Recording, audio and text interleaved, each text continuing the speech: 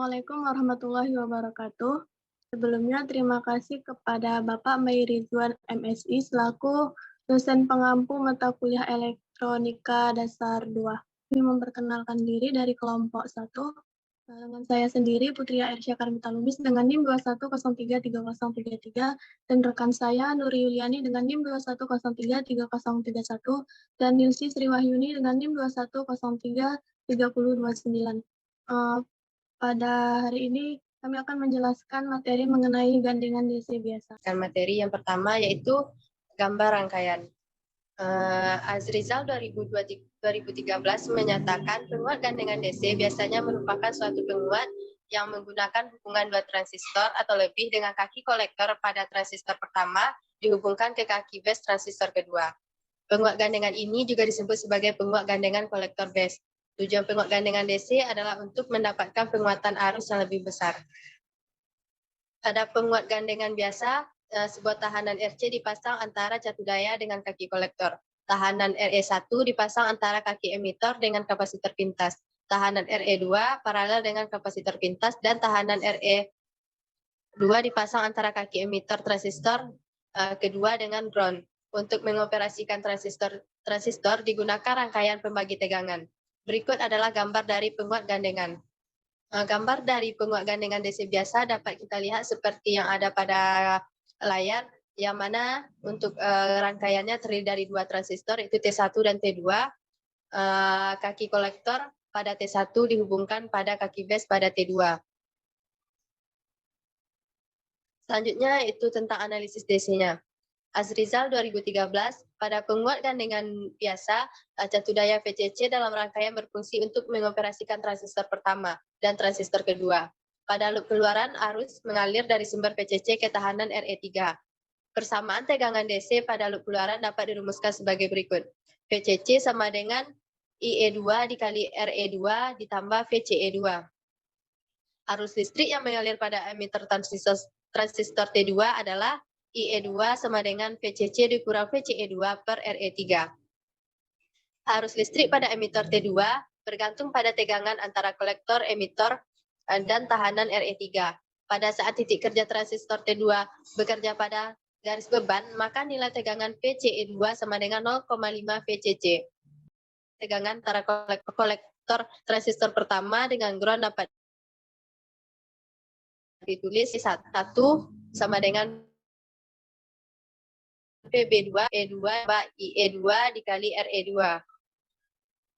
Buat arus pada kolektor dan emitor T1 adalah IE1 sama dengan VCC dikurang VCI1 per RC1.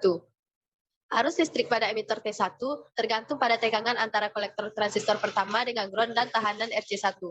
Arus listrik DC mengalir melalui tahanan RE1 dan RE2. Tegangan antara base T1 dengan ground dapat ditulis PB1 sama dengan PBE2 ditambah IE2 dalam kurung RE1 ditambah RE2. Tegangan antara base T1 dengan ground tergantung pada nilai tegangan antara base emitor dan tegangan antara emitor dengan ground dari T1. Poin C, desain titik kerja transistor. Di mana transistor akan bekerja dengan baik ketika bekerja di tengah-tengah garis beban. Untuk mendapat titik kerja dari transistor berada di tengah-tengah garis beban, maka nilai VCE T2 harus setengah dari VCC. Untuk mendapatkan VCC T2 harus setengah VCC dilakukan dengan mengatur nilai potensial RB2. Nilai tahanan RB1 dan RB2 yang dipasang dapat ditentukan dengan memasukkan syarat pemantapan arus. Dengan perhitungan RB1 dan RB2 dapat dicari menggunakan persamaan di bawah ini. Di mana RB1 sama dengan S kali RE1 dikurang RE2 per VB1. Sedangkan untuk RB2 dapat dicari dengan RB2 sama dengan S dikali RE1 dikurang RE2 dikali RB1 per VB1 dikurang S dikali RE1 dikurang RE2. Selanjutnya yaitu poin keempat, itu D, analisis AC. Pada saat penguat gandengan DC biasa bekerja pada frekuensi tengah, maka penguat dari penguat tidak tergantung kepada frekuensi dari sumber. Nah, sehingga efek kapasitor C1 pada masukan dan C2 pada keluaran diabaikan. Jadi arus listrik dari sumber tegangan VS mengalir ke tahanan RS dan tahanan FB. Jalannya arus AC dari sumber dapat dilihat pada gambar rangkaian setara berikut ini. Selanjutnya, yaitu analisis AC yang pertama, yaitu impedansi masukan penguat, di mana tegangan masukan antara base transistor pertama dengan ground VIT sama dengan IB1 dikali HIE1 tambah IE1 dikali RE1. VIT sama dengan IB1 dikali HIE1 ditambah 1 ditambah beta 1 dikali RE1. Tahanan antara base T1 dengan ground adalah RIT1 sama dengan VI1 per IB1 sama dengan HIE1 ditambah 1 tambah B1 RE1. RIT1 sama dengan 1 ditambah beta 1 dikali RE1 ditambah RE1.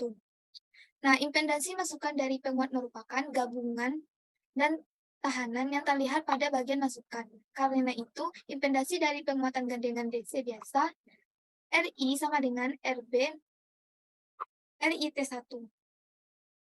Selanjutnya, yang kedua yaitu penguat dari penguat gandengan biasa. Tegangan masukan antara base transistor kedua dengan ground dapat ditentukan dengan VI2 sama dengan IB2 dikali HIE1 tambah IE2 dikali RE3. RE2 VI2 sama dengan IB2 dikali HIE1 ditambah 1 ditambah beta 2 dikali RE3 RE2. Tahanan antara base T2 dengan ground disebut dengan tahanan RIT1. Tahanan dapat ditentukan dari perbandingan tegangan masukan pada T2 dengan arus base T2. RIT2 sama dengan VI2 per IB2 sama dengan HIE2 ditambah 1 dikali beta 2 dikali RE2. RIT2 sama dengan 1 dikali beta 2 dikali RE2 ditambah RE3 paralel dengan ROE2. Tegangan keluar dari penguat gandengan biasa V0 sama dengan min IE2 dikali RE3 paralel dengan ROE2 sama dengan min 1 ditambah beta 2 dikali RE3 paralel dengan ROE2 dikali IB2. Arus listrik pada base transistor kedua didapat dari rangkaian pembagi arus antara tahanan RC dan RIT2. Selanjutnya, yaitu untuk mencari IB2 sama dengan RC per RC ditambah RIT2 dikali IE1 sama dengan beta dikali RC per RC tambah RIT2 dikali IB2. IB1. IB2 sama dengan beta 1 dikali RC per RC ditambah RIT2 dikali VI1 per RIT1. Jadi hubungan antara tegangan keluaran dari penguat dengan tegangan masukan didapat dengan mensubstitusikan persamaan, yaitu V0 sama dengan beta 1 dikali 1 ditambah beta dikali RC paralel dengan RIT2 dikali RE3 paralel dengan ROE2 per RIT1 dikali RIT2 dikali dengan VIT. Jadi penguat dari penguat gandengan biasa didapat dari perbandingan antara keluaran tadi dengan tegangan masukan, sehingga didapatlah Kv sama dengan beta 1 dikali 1 ditambah beta dikali RC paralel dengan RIT2 dikali RE3 paralel dengan ROE2 per RIT1 dikali RIT2. Nah, selanjutnya yaitu yang ketiga, impedasi keluaran dari penguat gandengan biasa. Impedasi keluaran dari penguat tegangan dapat dilakukan dengan menghubungkan sikat.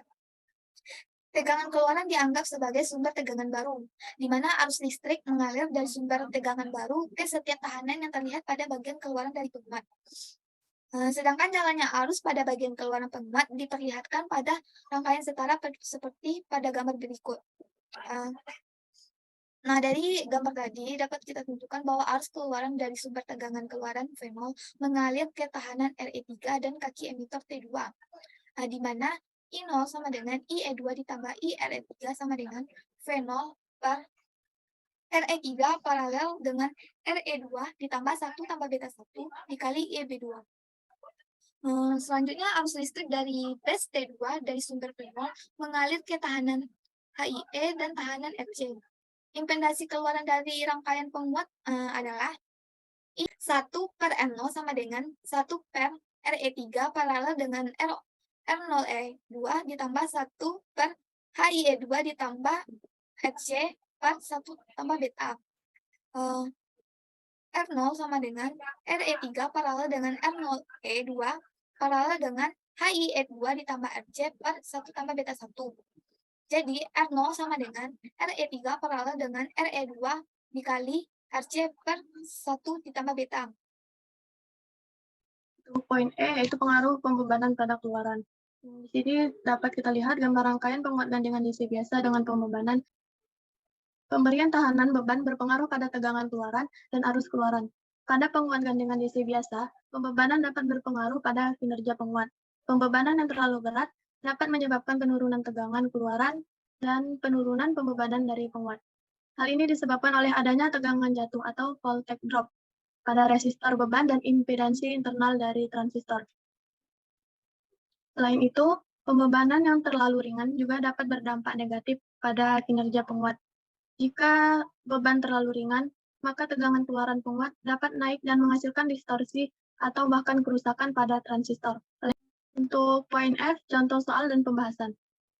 Di mana soalnya pada penguat gandengan DC biasa diberikan nilai tahanan Re1 sama dengan 68 ohm, Re2 sama dengan 470 ohm, Re3 sama dengan 1 ohm, dan tegangan VCC-nya sama dengan 9 volt. Rancanglah penguat gandengan biasa agar titik kerja kedua transistor berada di tengah-tengah garis beban. Untuk solusinya, langkah pertama, menghitung nilai IB pada setiap transistor. Pertama-tama, kita menghitung IB pada transistor Q1 dengan menggunakan hambatan Re1 dan VBE. Nah, rumusnya IB sama dengan PCC dikurang VBE dibagi Re1 ditambah Re1. Didapatkan 0,078 ampere atau 7,8 mA. Untuk selanjutnya, hitung IB pada transistor Q2 dengan menggunakan hambatan Re1 dan VBE. Besar arusnya yaitu 0,0154 ampere atau 15,4 mA. Terus selanjutnya menghitung nilai IC pada setiap beta dikali IB, maka IC pada Q1 sama dengan 100 dikali 0,0078 sama dengan 0,78 ampere atau 780 mA. Untuk IC pada Q2 sama dengan 100 dikali 0,0154 sama dengan 1,54 ampere atau 1540 mA. Selanjutnya, menghitung nilai RC pada setiap transistor. Diketahui, kita dapat menggunakan rumus RC sama dengan PCC dikurang PCE dibagi IC.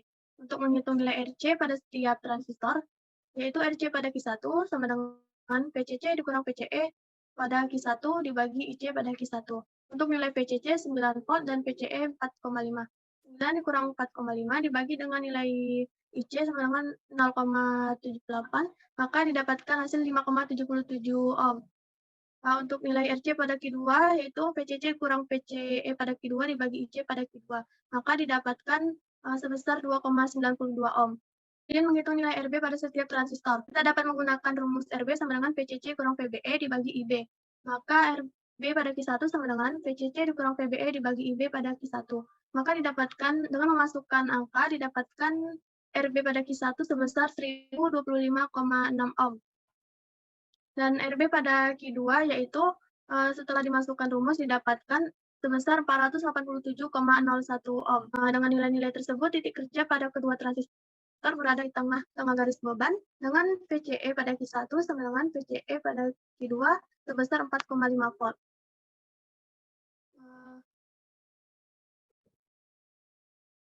Sekian materi dari kelompok penyaji. Lebih dan kurangnya kami mohon maaf. Assalamualaikum warahmatullahi wabarakatuh.